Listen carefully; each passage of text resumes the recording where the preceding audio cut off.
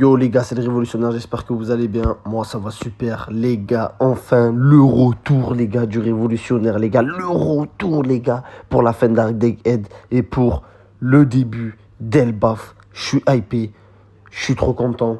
La fin de Egghead qui a été un arc incroyable parce qu'il fallait que Oda nous plombe un arc incroyable après la déception qui a été Onigashima. Même si moi j'ai apprécié, je sais que l'arc a divisé, pas tout le monde ne l'a apprécié.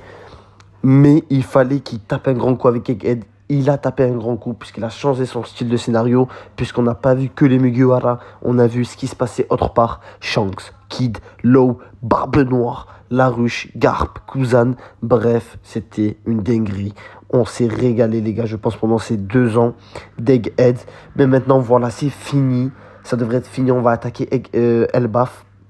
Je pense qu'avant d'attaquer Elbaf, ça ne sera pas pour le 1125. Je pense qu'avant d'attaquer Elbaf, il y aura d'abord au milieu 2-3 chapitres où on voit ce qui se passe dans le monde, un peu comme Oda fait à chaque fin d'arc. Mais ça reste quand même la fin de Egghead. Et je veux faire une espèce de review et parler de l'avenir. L'avenir de la chaîne, l'avenir de One Piece. On va parler un peu de tout ça. Les gars, je vais reprendre les vidéos à fond. Donc les gars, n'hésitez pas à liker, à vous abonner, à donner de la force les gars. Donc le chapitre a commencé directement avec une discussion qu'on a eue entre Morgan et Vivi.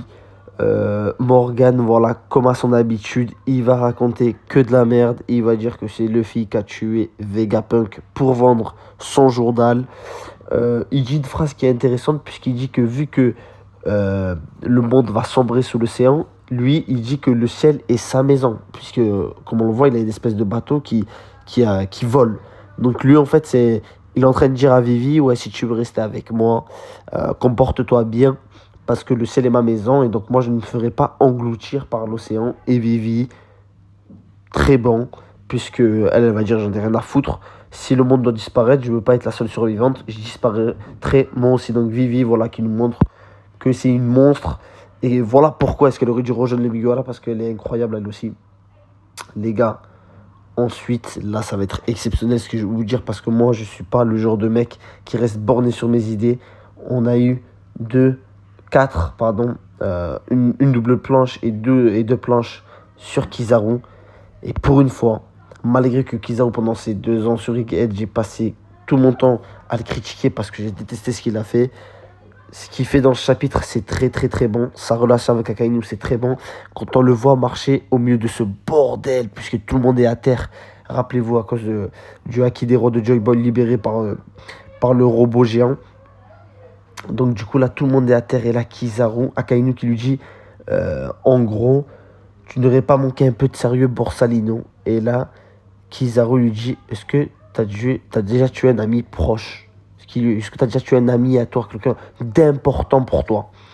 Akainu ne répond pas. Et là, on voit plusieurs souvenirs de Kizaru, notamment lorsqu'il a planté Vegan. Du coup, Kizaru qui lui dit, viens plutôt constater de tes propres yeux ce qu'il en est, au lieu de mettre mon travail en doute, sale morveux. Très belle planche, très belle case. Il est très bien mis en valeur. Et Akainu qui va réagir d'une manière improbable, puisqu'il va dire à Kizaru, pardon mon frère. C'est la première fois qu'on voit Akainu baisser la tête devant quelqu'un, et là il va dire pardon mon frère. Et Kizaru d'ailleurs qui va lui répondre, la ferme c'est trop tard de toute façon. Là on retourne dans le bateau des Mugiwara avec les géants d'Elbaf, et Lilith qui va dire qui s'est réveillée, qui va aller réconforter Luffy, puisque Luffy est en dépression depuis la mort de Vegapunk. Elle va réconforter tous les Mugiwara en leur disant, vous avez réussi ta mission, Luffy, ne t'inquiète pas, tu as réussi ta mission, puisque les autres Vegapunk vivent à travers moi. Tu as réussi à en sauver un, et c'est déjà, tu as tenu ta promesse en sauvant au moins un seul Vegapunk. Ça permet à Luffy de reprendre des ondes positives. Et donc du coup là, il faut un espèce de grand banquet. La planche est magnifique avec les gens derrière et tout. Et là les gars, le truc de ouf du chapitre. On a déjà le narrateur qui nous dit que l'équipage de Luffy va se diriger vers Elbaf. Et justement, à Elbaf, on voit une espèce d'ombre, donc un personnage, et qui dit, venez donc. On se doute qu'il parle des Mugiwara. Qui ça peut être? Je ferai une vidéo dédiée à ce personnage, à cette ombre qui a été mise dans ce dernier chapitre, puisque c'est exceptionnel, ça hype vraiment.